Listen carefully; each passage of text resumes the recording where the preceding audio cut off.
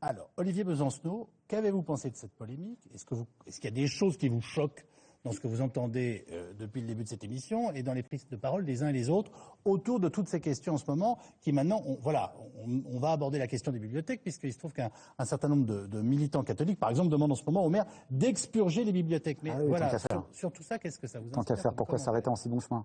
J'ai trouvé cette polémique absolument passionnante, j'imagine comme des millions de personnes. Faut quand même, moi je sais pas, les Bramanton, je sais pas s'il a rien d'autre à faire, Jean-François Copé. On nous explique qu'il faut pas se mêler de tout, que les politiques doivent pas se mêler de ce qui se passe. Mais il se mêle de quoi, lui? Il va rechercher dans une association ardéchoise, parmi 100 livres, quelque chose qui est recommandé sur un centre régional, même pas national, il a le temps de le faire, pour faire peur à tout le monde, en disant ça va tomber entre les mains de vos enfants. Moi je l'ai pas lu, je l'avoue, je l'ai pas lu. J'ai juste regardé, pas des conseils de gens de gauche. Même du côté de la presse de droite, je pense au Figaro, parce que c'est un peu presse de droite, le Figaro, pour faire soft. Ils disent que finalement, c'est pas si grave.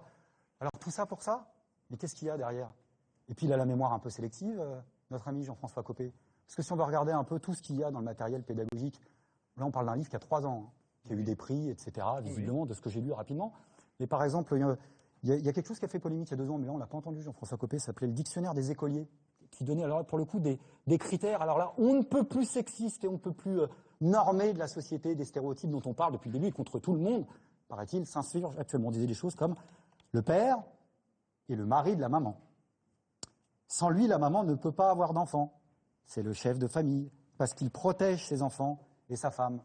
Ça veut dire que pour être papa, déjà, il faut être mari. Qu'une maman sans le mari, elle ne peut pas faire grand-chose. Là, Jean-François Copé, à l'époque, on ne l'a pas entendu. Alors Jean-François Copé, il est habitué des trucs un peu différés. On se souvient des pains au chocolat. Bon, c'est l'habitué du genre. Moi, je vais vous dire franchement, ce que je vois, c'est une opération politique de fond, globale, je dis bien globale, qui consiste à plus savoir quoi faire pour essayer d'attirer ce qui est le plus obscurantiste avec beaucoup de démagogie, qui n'est surtout pas avancée. Et moi, ce que je conseille, c'est de laisser les professionnels avancer.